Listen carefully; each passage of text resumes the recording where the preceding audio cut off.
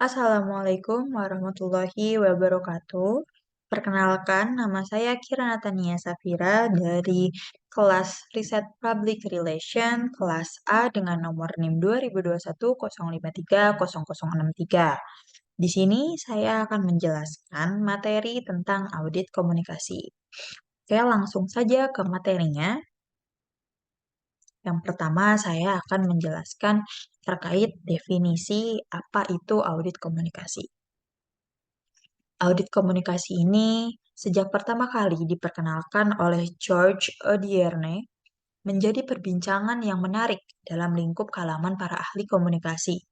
Kegiatan audit komunikasi diadaptasi dari sebuah sistem evaluasi kerja dalam kegiatan ekonomi, di mana kegiatan memeriksa, mengevaluasi, dan mengukur secara cermat dan sistematik layaknya catatan-catatan keuangan kemudian diaplikasikan kepada kegiatan komunikasi di suatu organisasi.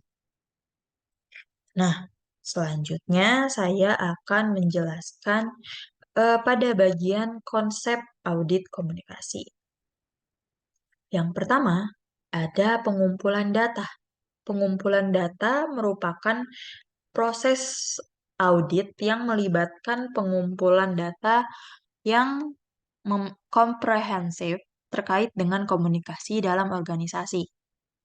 Ini bisa mencakup tinjauan dokumen, observasi, dan wawancara dengan anggota organisasi dari berbagai tingkatan.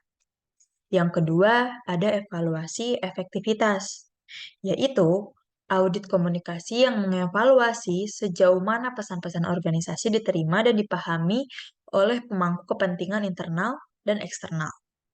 Fokusnya bisa termasuk tingkat kejelasan pesan, kesesuaian dengan tujuan organisasi, dan dampak komunikasi terhadap pencapaian tujuan.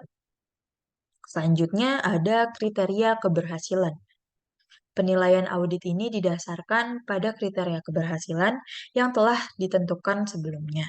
Misalnya, apakah komunikasi mendukung visi dan misi organisasi, atau sejauh mana komunikasi menciptakan lingkungan kerja yang terbuka dan kolaboratif.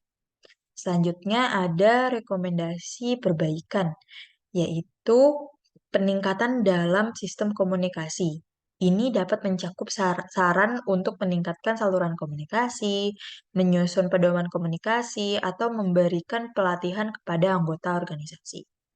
Selanjutnya, siklus audit berkelanjutan, yaitu proses yang berkelanjutan. Organisasi ini dapat mengintegrasikan audit komunikasi ke dalam siklus manajemen mereka untuk memastikan pemantauan dan perbaikan secara terus-menerus. Dan yang terakhir, ada keterlibatan pemangku kepentingan. Penting untuk melibatkan pemangku kepentingan yang relevan dalam proses audit komunikasi. Hal ini mencakup anggota tim manajemen, karyawan, dan pihak eksternal yang terlibat dalam interaksi komunikatif dengan organisasi. Dan yang selanjutnya, apa sih kepentingan audit komunikasi itu? Nah, yang pertama yaitu meningkatkan efektivitas dalam komunikasi. Audit komunikasi ini membantu mengidentifikasi kelemahan dalam sistem komunikasi di suatu organisasi. Dengan mengevaluasi efektivitas pesan dan saluran komunikasi, organisasi dapat meningkatkan cara mereka berkomunikasi agar lebih efektif.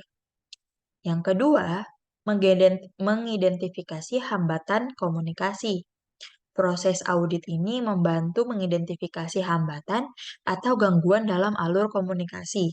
Hal ini bisa termasuk ketidakjelasan pesan, kesalahan interpretasi, atau kekurangan dalam saluran komunikasi yang digunakan. Yang ketiga, menilai konsisten pesan. Audit membantu memastikan bahwa pesan yang disampaikan oleh organisasi konsisten dan sesuai dengan visi, misi, dan nilai perusahaan.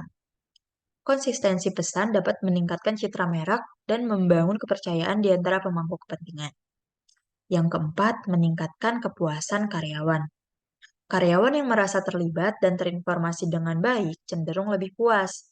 Dengan mengaudit komunikasi internal, organisasi dapat meningkatkan saluran komunikasi dengan karyawan, memberikan informasi yang relevan, dan meningkatkan keterlibatan. Yang kelima, mengelola krisis dengan baik. Audit komunikasi ini dapat membantu organisasi mempersiapkan diri menghadapi situasi krisis dengan lebih baik. Dengan memahami bagaimana berkomunikasi dengan tepat dan cepat, organisasi dapat mengelola krisis dengan lebih efektif dan meminimalkan dampak negatifnya. Dan yang terakhir, peningkatan hubungan dengan pemangku kepentingan, baik itu dengan pelanggan, mitra bisnis, atau pihak eksternal lainnya. Audit komunikasi membantu meningkatkan hubungan dengan pemangku kepentingan.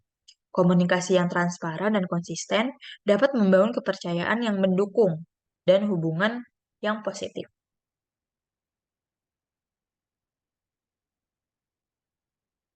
Selanjutnya, kita berada di tahap apa saja sih yang harus diaudit. Nah, di sini saya mengkategorikan ke 10 poin-poin dengan apa saja yang bisa diaudit. Yang pertama ada tujuan dan strategi dalam komunikasi.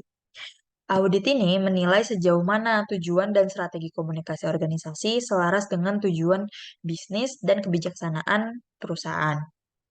Yang kedua, pesan dan materi komunikasi. Audit ini mengevaluasi terhadap kejelasan, konsistensi, dan kesesuaian pesan yang disampaikan oleh organisasi dalam berbagai saluran komunikasi. Yang ketiga, saluran komunikasi. Audit ini menilai terhadap saluran komunikasi yang digunakan oleh organisasi, termasuk media sosial, surat kabar, situs web, rapat, dan yang lainnya. Yang keempat, konsistensi merek. Audit mengevaluasi sejauh mana komunikasi organisasi mencerminkan nilai-nilai merek dan apakah pesan tersebut konsisten di berbagai platform. Yang kelima, responsivitas terhadap umpan balik. Audit melihat seberapa efektif organisasi dalam menanggapi umpan balik dari karyawan, pelanggan, dan pemangku kepentingan lainnya. Yang ketujuh, keterlibatan karyawan. Audit menilai tingkat keterlibatan karyawan dalam proses komunikasi dan apakah informasi mencapai semua lapisan organisasi. Yang kedelapan, krisis komunikasi. Audit mempersiapkan organisasi untuk menghadapi situasi krisis melalui peninjauan rencana komunikasi krisis dan kemampuan merespon keadaan darurat. Yang kesembilan, mengevaluasi penggunaan teknologi. Audit mengevaluasi penggunaan teknologi dalam komunikasi, seperti platform kolaborasi, email, dan alat komunikasi digital lainnya. Dan yang terakhir, pemahaman pemangku kepentingan. Audit menilai sejauh mana organisasi memahami kebutuhan dan harapan pemangku kepentingan, serta sejauh mana mereka berkomunikasi secara efektif dengan kelompok tersebut. Nah, kita berada di tahap yang paling terakhir, yaitu teknik pengumpulan data apa dan analisis jaringan apa dalam komunikasi audit komunikasi. Nah, yang pertama kita akan bahas teknik pengumpulan data yang terlebih dahulu. Yang pertama ada wawancara. Dengan cara mengadakan wawancara dengan berbagai pemangku kepentingan di organisasi untuk memahami persepsi mereka tentang komunikasi internal dan eksternal. Keuntungan dari teknik ini yaitu memberikan wawasan mendalam dan pemahaman langsung tentang pengalaman dan persepsi individu terhadap komunikasi. Yang kedua, dengan cara survei dan kuesioner, yang diartikan sebagai mengirimkan survei atau kuesioner kepada anggota organisasi untuk mengumpulkan data kuantitatif tentang kepuasan, persepsi, dan preferensi terkait komunikasi. Keuntungan dari teknik ini adalah memberikan data yang dapat diukur secara kuantitatif dan mengidentifikasi tren umum dalam persepsi. Selanjutnya ada pemeriksaan dokumen, yaitu melakukan audit dokumen organisasi seperti memo, laporan, panduan, dan kebijakan untuk mengevaluasi kualitas dan konsistensi komunikasi tertulis. Keuntungannya yaitu mengungkapkan kebijakan dan praktik komunikasi organisasi, serta menyelidiki kejelasan dan konsistensi pesan tertulis. Yang terakhir ada observasi, yaitu melakukan observasi langsung terhadap proses komunikasi dalam organisasi, termasuk rapat, presentasi, atau interaksi dalam sehari-hari. Keuntungannya memberikan wawasan real time tentang dinamika dan efektivitas komunikasi dalam konteks praktik sehari-hari. Yang terakhir ada analisis jaringan. Yang pertama ada dalam social networks analysis, yaitu menganalisis pola dan struktur jaringan komunikasi di antara anggota organisasi untuk mengidentifikasi hubungan dan aliran informasi. Keuntungannya yaitu memvisualisasikan dan menganalisis hubungan komunikasi, mengidentifikasi tokoh kunci, dan mengukur kekuatan dan kelemahan dalam jaringan.